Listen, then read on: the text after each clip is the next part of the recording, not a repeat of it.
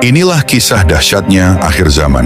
Sebelum Dajjal muncul akan terjadi peristiwa yang sangat mengerikan yang akan dialami umat manusia. Dan ujian besar akan muncul hingga melemahkan iman manusia dan menguji kesabaran mereka. Salah satunya yaitu masa paceklik atau disebut masa sulit bagi umat manusia ketika menjelang datangnya Dajjal. Sebelum Dajjal muncul akan ada 3 tahun masa sulit yang akan dihadapi umat manusia. Pada tahun pertama akan ada peringatan dari langit. Allah Subhanahu wa Ta'ala akan menahan sepertiga hujan dari langit dan tumbuh-tumbuhan pun akan mati di tahun pertama. Awalnya sebagian manusia tidak menyadari apa yang sedang terjadi pada saat itu. Mereka pun menganggap bahwa peristiwa tersebut adalah hal biasa. Seiring waktu orang-orang pun merasakan kejadian aneh yang terjadi saat ini. Kekeringan pun mulai terjadi dan tumbuh-tumbuhan mulai mati. Bahkan mereka merasakan dampak yang lebih besar pada saat itu. Seolah-olah alam sedang memberi peringatan kepada mereka. Di saat itu barulah mereka mulai menyadari bahwa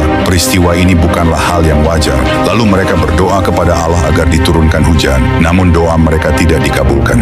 Di tahun kedua, Allah menahan 2/3 hujan hingga tumbuh-tumbuhan pun banyak yang mati. Orang-orang pun berharap langit menurunkan hujan. Namun Allah tetap menahan langit agar tidak menurunkan hujan. Dengan kejadian itu, orang-orang pun mulai panik hingga mereka dihantui rasa ketakutan. Bahkan mereka mengalami masa kesulitan yang sangat parah.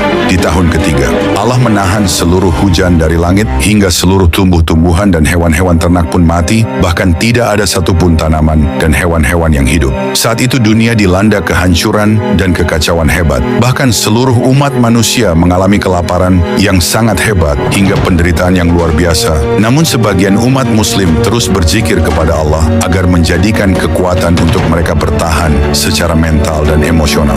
Bahkan bagi umat muslim, zikir itu sebagai pengganti makanan agar mereka tetap hidup di tengah-tengah kehancuran ini. Namun ketika umat manusia berada pada puncak kesulitan dan dunia diambang kehancuran total, tiba-tiba mereka mendengar kabar yang menyebar begitu cepat bahwa Dajjal telah muncul. Maka di saat itu Dajjal muncul ketika manusia sedang mengalami kesulitan. Lalu ia datang untuk membawa fitnah besar, mengaku sebagai penyelamat, bahkan ia mengaku sebagai Tuhan. Kemudian saat itu Dajjal mampu berkeliling dengan cepat di tiap-tiap kota dengan kekuatan yang luar biasa. Dajjal pun dengan mudahnya mampu menurunkan hujan, menumbuhkan tanaman, hingga menghidupkan orang mati. Tanah pun menjadi subur kembali. Namun orang-orang yang lemah iman, mereka pun percaya bahwa Dajjal itu adalah Tuhan. Bahkan mereka menjadi pengikut Dajjal, hingga mereka menganggap bahwa Dajjal adalah sang penyelamat dan membawa keberkahan. Tetapi orang-orang yang kuat iman, mereka menganggap bahwa Dajjal adalah sosok yang membawa kehancuran, bahkan ancaman.